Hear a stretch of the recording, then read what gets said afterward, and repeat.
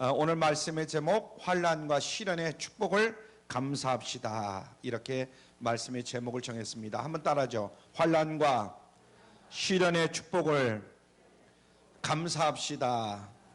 예, 오늘은 추수감사절기 예배로 우리가 하나님 앞에 모여서 예배를 드립니다. 지금 코로나19가 우리나라뿐만 아니라 유럽이라든가 미국이라든가, 미국도 아마 제일 좀 환자들이 많아진 것 같아요. 그래서 전 세계가 코로나19로 인해서 굉장히 시끄럽습니다. 우리나라도 요즘 코로나19가 더 극성을 부리는 것 같습니다.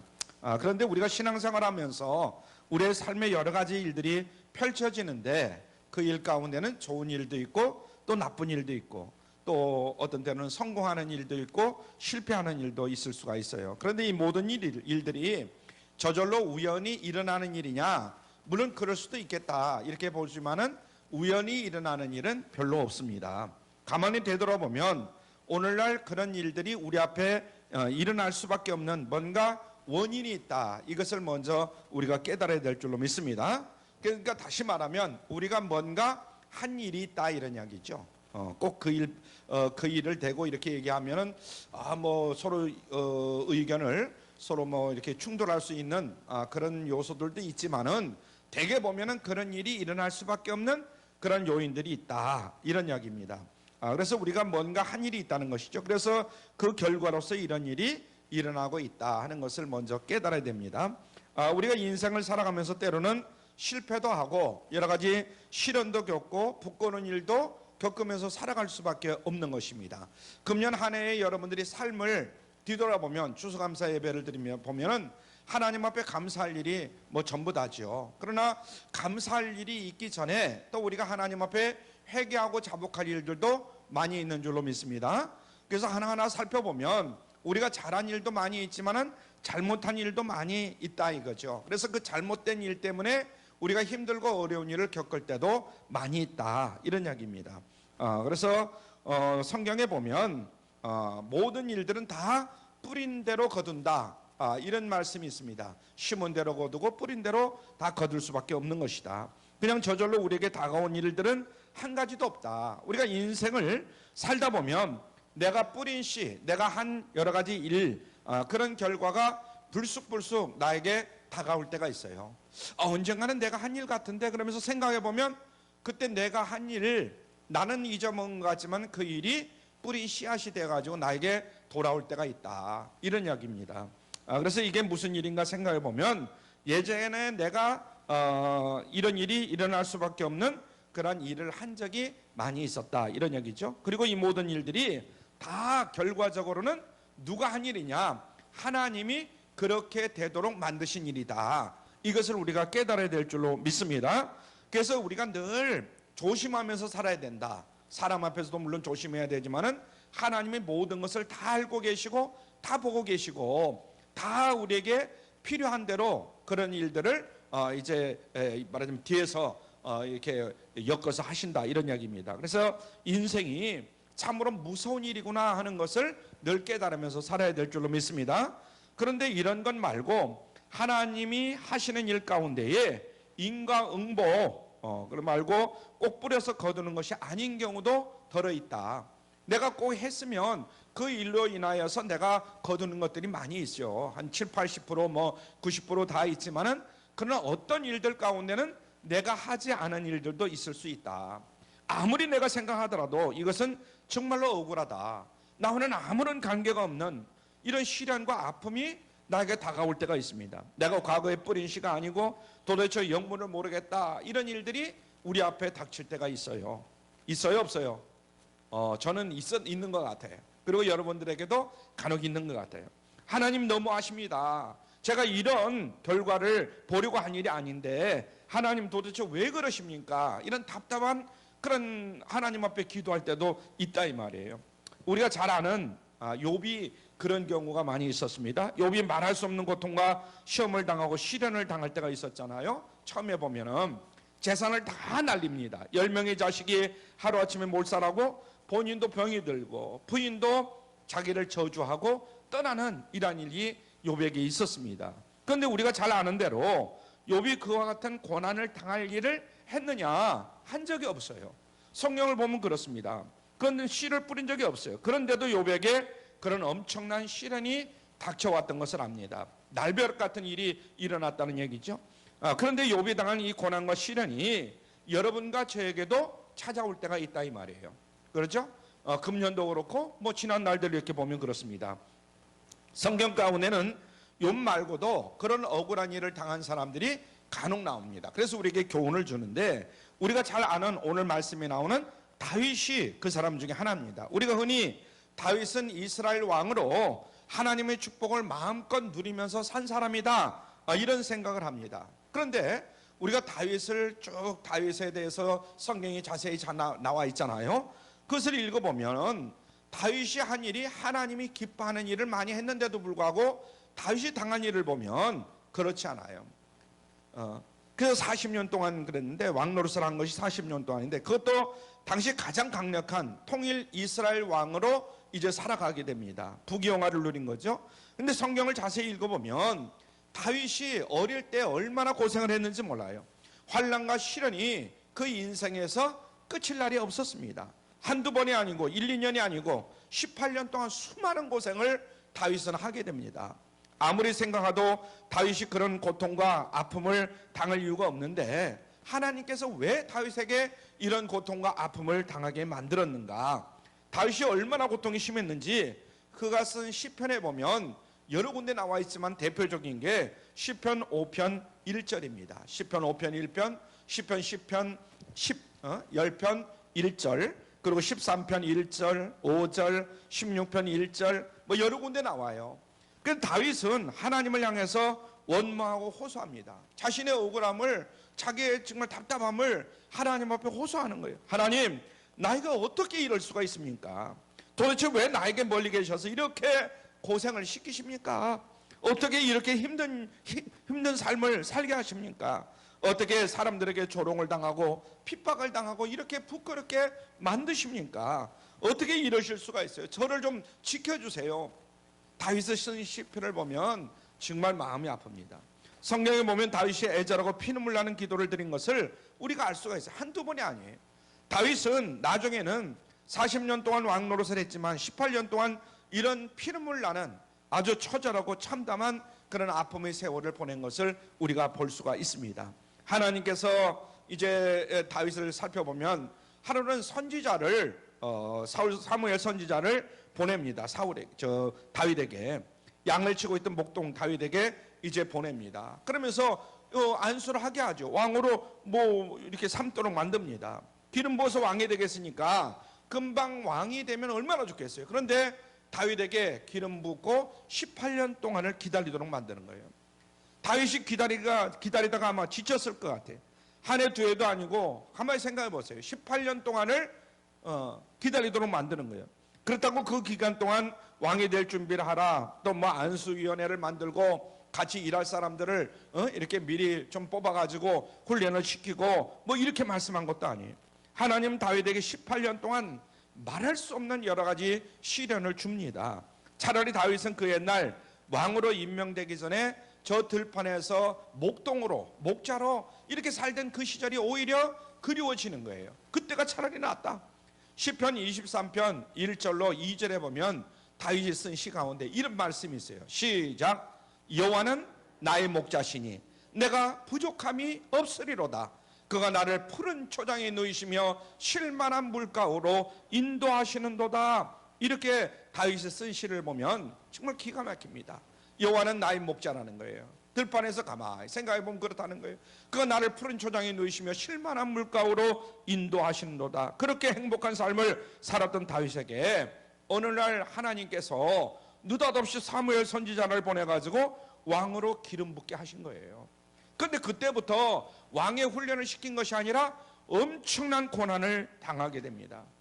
어떻게 정말 피난할 수밖에 없는 그런 고난을 당하죠. 성경은 다윗이 당한 고난에 대해서 자세하게 기록이 되어 있습니다. 첫째, 사무엘 선지자가 다윗에게 기름을 부어 주어가지고 다윗이 왕이 되었다 이런 말을 들은 사울 왕이 끝없이 다윗을 죽이려고 발버둥을 칩니다. 따라다니는 거예요. 여러분 생각해 보세요. 내가 사울 왕이라 할지라도 만약에 내가 왕이에요. 근데 다른 사람을 왕으로 세우려고 하는 거예요. 지금 사울은 자기 아들 대대로 자기 자손에게서 왕이 나와야 되잖아요. 자기도 왕으로 살아야 되겠지만은. 그런데 난데없이 다윗에게 왕으로 다윗을 세웠다는 거예요. 그러니까 다윗을 죽이고 싶은 마음이 안 생기겠냐 이거예요. 우리가 사울을 욕을 하지만은 사울 입장이 돼 보면 당연히 그럴 것 같아요. 그렇죠? 뭐 저만 그런가 또 여러분이 가만히 있으면 그런데, 근데 그 당시 최고의 권력자가 누구냐면 사울 왕이거든요. 그래서 계속해서 다윗을 따라다니니까 다윗이 목숨을 부지하기 위해서 발버둥을 칩니다. 언제 죽임을 당할지 몰라요. 그래서 다윗을 죽이려는 사울을 피해가지고 다윗은 무조건 도망을 다니는 거예요. 가만히 생각해 보면 언제 자기 앞에 죽음이 올지 모르는 이런 상황 가운데에서 정말 다리를 쭉 뻗고 잠을 잘 수가 없는 그런 환경입니다. 다윗은 하루 이틀도 아니고 1년 2년도 아니고 18년 동안 사울의 눈을 피해가지고 도망을 다니는 거예요. 정처 없이 돌아다니는 거예요. 심지어는 다른 나라로 피난을 가기도 합니다. 도망을 다니는 이 신세다 보니까 여러 가지 굶주리기도 하고 정말 처량하기도 하고 내가 언제 어떻게 될지도 모르는 이런 상황 가운데서 많은 사람들로부터 천대를 받고 조롱을 받습니다. 사무엘상 21장에 보면 다윗은 사울이 죽이려고 하니까 한때 거짓으로 미친 채 합니다. 그렇잖아요. 사울 왕이 막 미친 짓을 하는 거예요. 침을 진지로 흘리면서. 그래야 죽이질 않으니까. 여러분 한번 상상을 해보세요. 가족들을 위험에 처하게 만들고, 그리고 가족들도 여기저기로 막 뿔뿔이 도망을 다닙니다. 자신이 잘못했으면 자신이 죽는 것 어떻게 보면 당연하다. 아이고 뭐 내가 잘못했으니까 그런 고난을 참을 수가 있지만은 죄가 하나도 없는 가족들이 죽임을 당할 위치에 놓여 있으니까 다윗의 마음이 어떻겠어요? 정말 견디기 힘든 그런 고통이 아니었겠는가 이런 생각을 해봅니다. 사랑하는 아내 나중에는 미갈도 빼앗기지 않습니까? 그 아내 미갈까지도 빼앗기는 거예요. 다윗이 이렇게 극심한 고난을 당하면서 18년이란 동안 긴 세월을 도망다니고 뭐 여러 가지 고난을 당하게 됩니다. 하나님이 도대체 다윗을 왕으로 세우시고 1, 2년 뒤에 왕으로 세우시면 좋으련만 무슨 이유로 18년 동안을 이렇게 훈련을 시키고 연단을 시키는 것입니까? 또 그렇다면 좀 편안하게 살면서 왕이 될 훈련을 그냥 받게 하고 아니면 유학을 좀 다른 나라로 보내가지고 편안하게 유학하면서 여러 가지 뭐 공부도 하고 이렇게 하면 얼마나 좋겠어요. 무엇 때문에 이렇게 여러 가지 환난과 시련과 고난을 당하냐 이거예요. 목숨을 뺏길 정도로 이렇게 힘들게 당하느냐 이거예요. 하나님께서는 이스라엘 왕이란 자리가 그렇게 간단하지 않다 이렇게 생각하기 때문에 다윗을 훈련시킨 줄로 믿습니다. 아멘.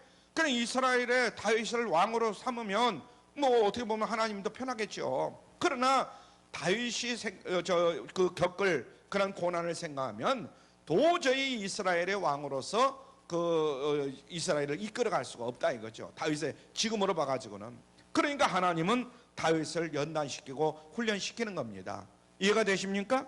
다윗에게 이스라엘 왕이라는 축복을 주어야 할 텐데 이스라엘 왕이라는 큰 축복을 능히 담을 수 있는 그런 그릇이 되지를 못하는 거예요. 그런 그릇을 만들어야 되니까 이런 훈련 저런 훈련을, 이런 연단 저런 연단을 겪도록 만드는 겁니다. 그렇지 않으면 이스라엘이 어렵게 되고 다윗도 어렵고 또 하나님의 영광을 가리는 이러한 일들이 다윗을 통해서 일어날 수밖에 없는 거거든요. 이스라엘 왕이라는 큰 축복을 주기 전에 먼저 다윗을, 그 축복을 받을 수 있는 그릇을 만들겠다 이런 결심을 하게 되는 것입니다. 다윗이 하나님이 하시는 모든 일을 믿는 믿음을 가지도록 먼저 만들겠다 이런 나름대로 계획을 가지고 하나님께서 다윗을 사용하시는 줄로 믿습니다. 오늘날 우리를 가만히 생각해 보면 한 사람 한 사람 마찬가지예요. 정말 제가 볼 때나 아마 옆에서 볼 때 참으로 저 정도면 됐다. 그런데도 불구하고 하나님은 그 사람을 더 훈련시키고 연단시키기 위해서 고난의 길을 인도하시는 경우 있어요. 그렇죠? 우리는 도저히 이해가 안 돼요. 부모 자식 지간인데도 이해가 안 되는 경우가 있어요. 그러나 하나님은 그 마음을 아시거든요. 그래서 그런 연단 가운데 집어넣는다 말이죠. 축복은 누가 주시는 거냐? 하나님이 주시는 줄로 믿습니다. 옛말에 부지런히 일하면 먹고 사는 데는 지장이 없지만은 큰 인물은 하늘이 낸다 그런 이야기를 합니다. 제가 시골에서 어릴 때에 잘할 때 그래요. 저 사람은 먹고 사는 데는 지장이 없지만 큰 복은 누가 주신다? 하나님이 주신다는 그런 이야기를 많이 해요. 여러분들도 아마 그런 이야기를 들었을 거예요. 축복은 사람이 만들어 가질 수가 있는 것이냐? 안 된다 이 말이에요. 먹고는 살 수 있어요. 부지런하니까. 그런데 큰 부자는 하나님이 내신다는 거예요. 하나님이 축복을 주고 싶도록 이 사람에게 축복을 줘야 되겠다 이렇게 마음 먹으면 하나님께서 복을 주시니까 잘 될 수밖에 없다 이거예요. 그런데 하나님이 복을 주시지 않으면 자기가 아무리 발버둥 치고 노력한다 할지라도 안 되더라 이 말이에요. 그렇죠? 우리 주변에도 그런 사람들 많습니다. 축복은 하나님이 주시는 것인데 문제는 하나님께서 축복을 부어주면 축복을 담을 그릇을 그 사람이 갖추고 있느냐, 준비를 하고 있느냐, 이게 문제인 것이죠. 그릇이 있어야 하나님의 축복을 담을 수가 있는 것이고, 그릇이 없으면 하나님께서 아무리 축복을 주신다 할지라도 담을 수가 없으니까, 전부 새 나가니까 하나님이 그런 헌일할 하나님이십니까? 아니시잖아요. 그래서 하나님의 축복이 내 것이 되려면 하나님의 축복을 담을 수 있는 그 그릇을 내가 갖춰야 된다. 아멘? 내 자신이 갖춰야 된다. 이런 얘기죠. 하나님께서는 누구에게나 공평하게 복을 주시기를 원하십니다. 아멘? 하나님이 저만 사랑해가지고 저만 복 주려고 하는 게 아니라 여러분 한 사람 한 사람 모든 사람에게 하나님은 복을 주시기를 원하셔요. 그래서 한 사람 한 사람이 전부 다 복을 받을 만한 그릇을 갖추기를 원하시는데 내가 그런 복을 받을 만한 그릇을 갖추고 있느냐, 이것이 중요하다는 얘기입니다. 그래서 하나님의 축복을 받을 수 있는 사람은 하나님의 축복을 받는 것이고, 하나님의 축복을 아직 받을 만한 그릇이 못 됐으면 좀 더 연단시킨 다음에 하나님이 복을 주시는 경우가 많다, 이런 이야기입니다. 아멘? 다시 말씀드리면 그릇이 준비된 사람은 하나님이 축복을 받는 것이고, 그릇이 없는 사람은 하나님의 축복을 받을 수 없다, 이런 이야기입니다. 그렇다면 하나님의 축복을 담을 수 있는 그런 그릇은 어떻게 해야 우리가 준비가 되는가? 환난과 시련을 통해서만 하나님의 축복을 담을 수 있는 그릇을 만들 수 있다 하는 것을 오늘 이 시간 다시 한번 깨달아야 될 줄로 믿습니다. 아멘. 하나님의 축복을 담을 수 있는 그릇은 무엇을 통해서? 환난과 연단과 뭐 등등 이런 것을 통해서 담을 수 있다.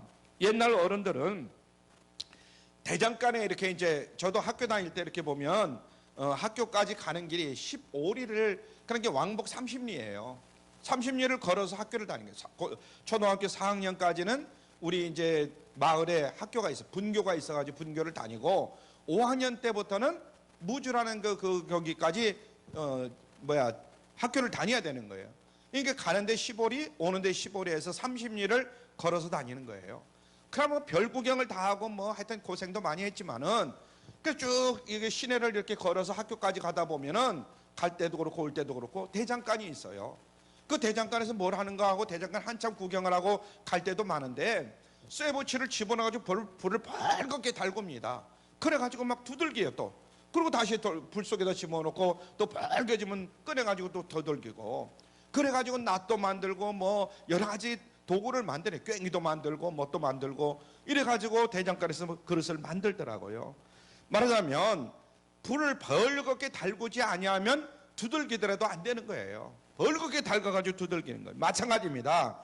하나님의 축복을 담을 수 있는 그릇은 어떻게 해서 만들어지느냐? 그냥 만들어지는 것이 아니다. 벌겋게 달궈가지고 하여튼 하나님이 두들겨가지고 우리 인간에게 필요한 그릇을 만들어가는 거예요. 환난과 시련이라는 것이 없으면 절대로 그릇을 만들 수가 없는 겁니다. 이해가 되십니까? 불 속에 들어가지 않으면 그릇이 만들어질 수가 없어요. 그런 의미에서 지금 내가 여러 가지 환난이라든가 연단이라든가 등등 이런 것들을 겪고 계시는 분이 있다면 하나님이 나를 큰 그릇을 만들려고 지금 연단 가운데 계시는구나 하는 것을 깨달을 수 있길 바랍니다. 아멘. 욥기에 보면 하나님은 하나님의 시련을 통해서 정금같이 뭘 만드신다고 그랬어요. 여러 가지 시련을 통해서 정금같이 하나님은 만드시는 거예요.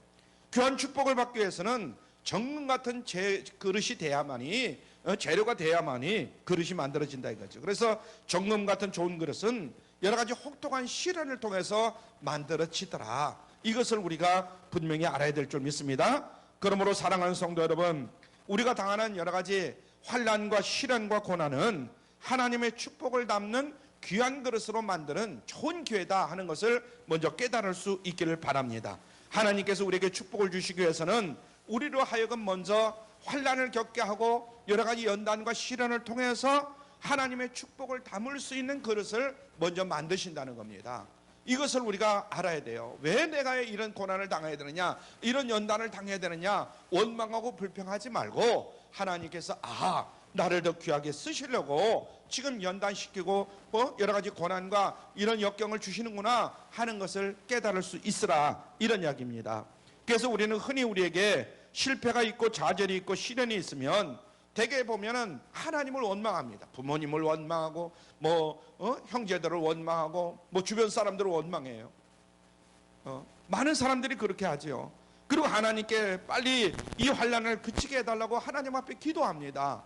물론 다 좋은 일이에요. 그러나 하나님, 우리가 이 환난과 시련을 통해서 큰 그릇을 만들어 주시옵소서, 이렇게 기도해야 될 줄로 믿습니다. 아멘. 하나님은 우리보다 지혜와 명철 이런 것이 뛰어나시잖아요. 나를 매없이 그냥 장난삼아 고생시킬 하나님이 아니시다, 이 말이에요. 우리를 여러 가지 연단과 그 환난을 통해 가지고 뭔가 그릇을 만들어가는 거예요. 그것을 빨리 깨달아야 된다. 우리가 믿음이 약해서 그렇게 하지 못하지, 우리가 당하는 환난과 시련이 얼른 끝나려고 이렇게 기도하는 경우는 많아요.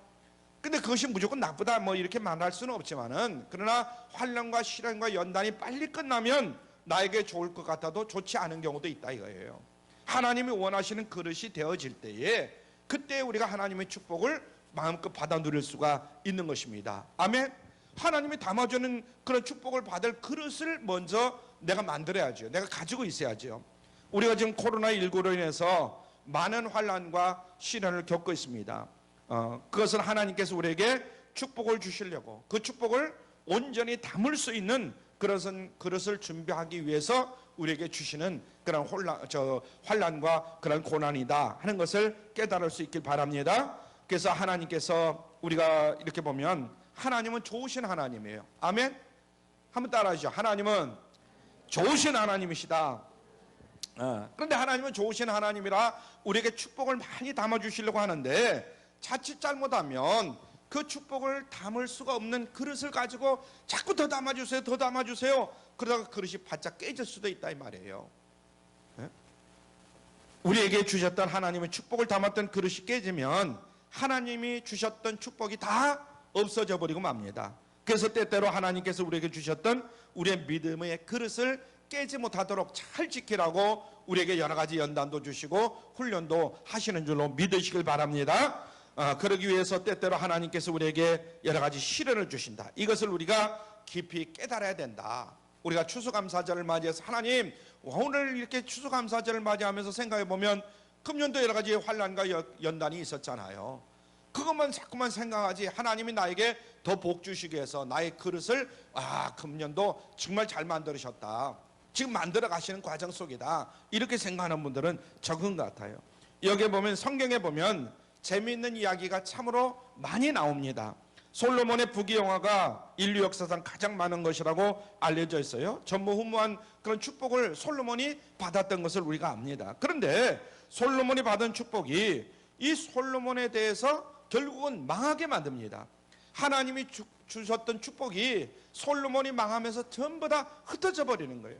그리고 어리석기 짝이 없는 솔로몬이 자기의 자서전 같은 전도서에 보면은 이렇게 써 있어요. 전도서 1장 2절에 보면 모든 것이 헛되고 헛되며 헛되고 헛되니 모든 것이 헛되도다. 한번 따라하죠. 헛되고 헛되며 헛되고 헛되니 모든 것이 헛되도다.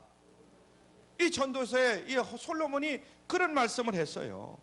하나님께 주신 엄청난 축복을 다 잊어버리고 결국은 말한 이야기가 헛되고 헛되도다, 이런 이야기예요.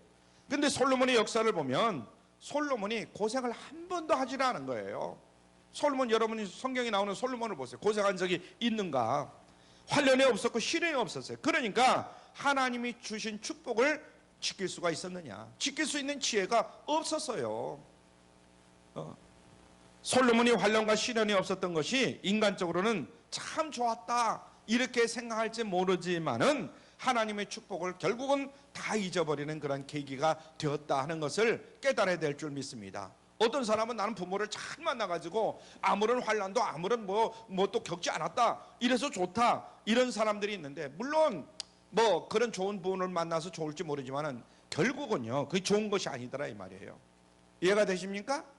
그렇다고 일부러 나쁜 부모를 만나라 이런 것은 아니지만은 때로는 환난과 역경이 오히려 나를 더욱더 강건하게 만드는 좋은 결과를 줬다, 이런 얘기입니다. 사랑하는 성도 여러분, 이제 말씀을 마치려고 합니다. 2020년 추수감사절을 맞이하면서 혹시 여러분 가운데 여러 가지 환난과 시련을 당한 우리 성도님들이 계실 줄로 압니다. 그래서 우리로 하여금 이 환난과 시련을 통해서 하나님은 무엇을 하시는가, 오히려 축복을 담는 그릇을 준비하시는 하나님이시다 하는 것을 먼저 깨달을 수 있기를 바랍니다. 환난과 시련을 통해서 우리가 믿음의 그릇을 하나하나 준비하면 하나님께서 듬뿍 하늘문을 활짝 열고 여러분에게 축복을 쏟아 부어주실 줄 믿으시길 바랍니다. 아멘.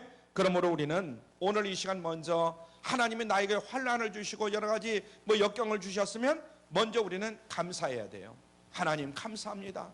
추수감사절을 맞이하면서 다시 한번 여러분들이 마음을 가다듬어야 됩니다. 오늘 우리가 추수감사 예배를 드리고 있는데 지난날 우리에게 베풀어 주신 하나님의 은혜와 사랑을 먼저 감사할 수 있길 바랍니다. 그보다 더 우리 가운데 있었던 환난과 시련, 아니 지금 우리가 당하고 있는 이 코로나19로 인한 여러 가지 혹독한 환난과 시련으로 말미암아 하나님 앞에 감사할 수 있기를 바랍니다.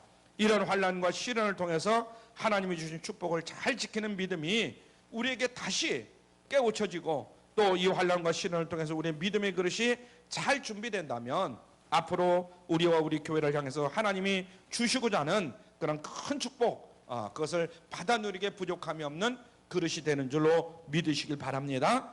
금년은 코로나19라는 큰 환난과 시련과 축복을 주시는 그런 주신 그런 추수감사절을 우리가 맞이하고 있습니다. 그래서 추수감사절을 맞이하면서 물론 옛날 같지는 않지만은 그러나 하나님이 더 우리에게 주실 그 감사할 일들을 생각하면서 올해도 감사하는 그런 좋은 절기가 되기를 주님의 이름으로 축원합니다.